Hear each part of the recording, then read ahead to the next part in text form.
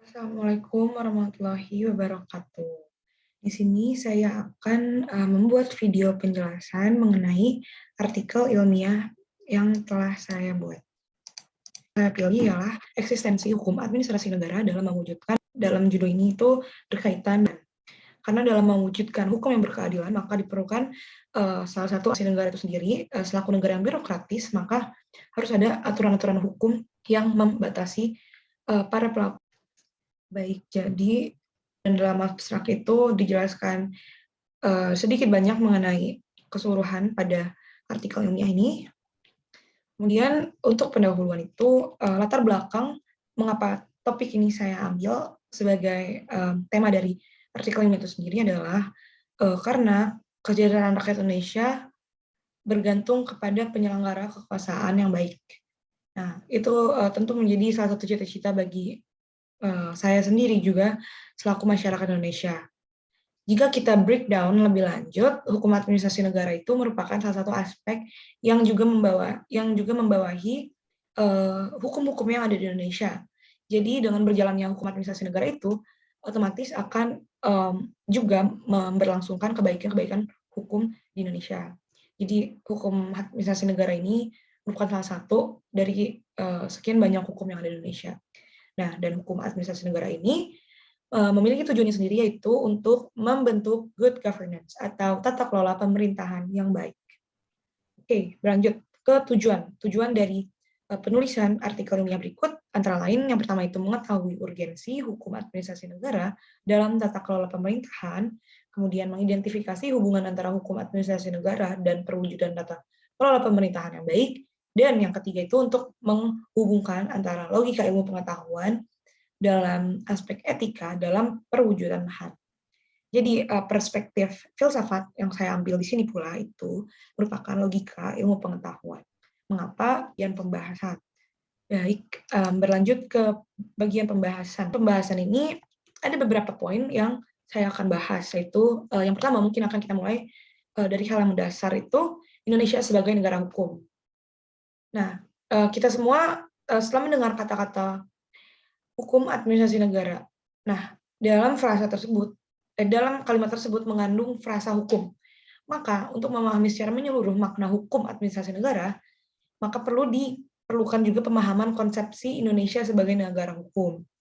Nah, Indonesia sebagai negara hukum sendiri itu berarti bahwa pemerintah Indonesia dalam melaksanakan tugas dan kewajibannya harus berdasar pada hukum ataupun peraturan perundang-undangan dasar 1945. Jadi sebenarnya berdasar pada hukum dan juga undang-undang dasar yang telah ditetapkan. Kemudian untuk yang kedua itu adalah hukum administrasi negara dan tata kelola pemerintahan. Tata kelola pemerintahan atau governance lebih menggambarkan pada pola hubungan yang sebaik-baiknya antar elemen yang ada, seperti sinergitas antara berbagai oknum pejabat publik, seperti itu contohnya. Nah, tapi cakupannya juga jauh lebih luas dibandingkan dengan pemerintah atau government itu sendiri. Karena unsur yang terlibat di dalam tata kelola pemerintahan itu mencakup semua kelembagaan yang ada. Jadi pada intinya kekuasaan birokrasi itu dipegang oleh tangan pemerintah. Jadi it's more than just a government. Oke, lanjut. Nah, karena saking luasnya hal tersebut, maka itu perlu diatur dengan batasan-batasan dan aturan-aturan yang telah diatur dalam hukum administrasi negara agar kekuasaan yang dimiliki, kekuatan privilege yang dimiliki oleh seorang pejabat publik itu tidak semata-mata dijadikan sebagai alat untuk kesewenang-wenangan dalam perilaku mereka mengatur birokrasi yang juga melibatkan masyarakat Indonesia. Oke, jadi untuk hukum administrasi negara sendiri itu dikatakan oleh Prayudi Atmosurjo itu adalah hukum mengenai seluk-beluk administrasi negara heteronom seperti UUD, TAP MPR, dan undang-undang.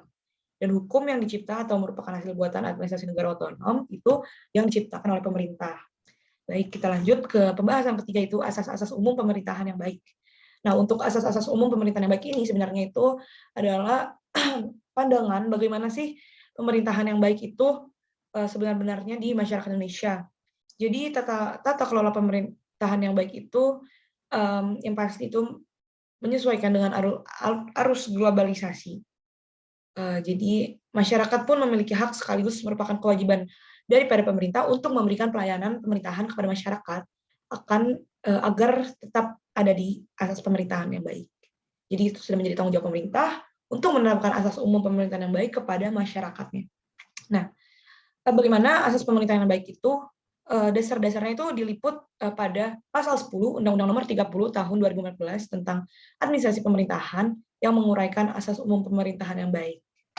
Jadi di sini yang baik, secara singkat itu adalah kepastian hukum, kemanfaatan, keberpihakan, keterbukaan, kepentingan umum, dan pelayanan yang baik. Nah, berlanjut ke poin selanjutnya, yaitu Indonesia sebagai negara kesejahteraan atau welfare state. Jadi pada dasarnya NKRI itu menganut konsep negara kesejahteraan. Dan juga sudah sering didengar juga ya kalau Indonesia itu menganut kebaikan bersama. Jadi negara kesejahteraan itu juga dimasukkan dalam Undang-Undang Dasar Negara Republik Indonesia 1945. Jadi corak penulisan konstitusi yang lazim itu kerap ditemui salah satunya pada UUD 1945. Contoh pasal 34 tentang sistem perekonomian dan pasal 33 tentang sistem perekonomian dan 34 tentang kepedulian negara terhadap kelompok lemah. Jadi itu merupakan salah satu cikal bakal Indonesia yang memiliki tujuan untuk menjadi negara welfare state atau negara kesejahteraan. Terakhir itu kita meliputi kajian logika ilmu pengetahuan dalam kurung etika dalam HAN. Jadi kajian logika ilmu pengetahuan ini itu berkaitan dengan etika para pejabat publik dalam menerapkan hukum administrasi negara. Jadi untuk etika itu sendiri merupakan batasan-batasan mengenai faktor apa saja yang dapat mempengaruhi kinerja pemerintah tersebut. Ini jika kita tarik kembali ke dalam HAN. Tapi sejatinya etika itu berlaku untuk seluruh makhluk hidup, bukan hanya para pejabat publik. Tapi karena kita menariknya ke dalam HAN, ruang lingkup HAN, jadi di sini kita menggunakan kajian perspektif dari pemerintah itu sendiri. Jadi ini melihat suatu hal melalui dua sisi baik dan buruk, dan batasan-batasan pemerintah untuk membangun masyarakat yang ilmiah dan juga berbudaya. Itu diperlukan etika yang disepadankan. Etika itu merupakan ilmu yang memberikan pemahaman tentang moralitas manusia sebagai individu, kelompok, atau kelompok dan individu untuk menilai benar salah suatu tindakan yang dilakukan oleh seseorang. Jadi, dalam mengemban tugas dan amanatnya sebagai pejabat publik, etika tersebut sangatlah penting untuk diterapkan. Penerapan etika tersebut sekaligus sangat erat kaitannya dengan pemenuhan hak-hak dasar masyarakat Indonesia, sekaligus sebagai sesama makhluk sosial. Logikanya, jika pemerintah tersebut menjalankan etika moralnya dengan baik, atau logika ilmunya dengan baik, maka otomatis itu juga akan berpengaruh terhadap pemenuhan hak-hak masyarakatnya. Karena dengan dasar kebaikan, maka output dari penerapannya juga pun akan baik.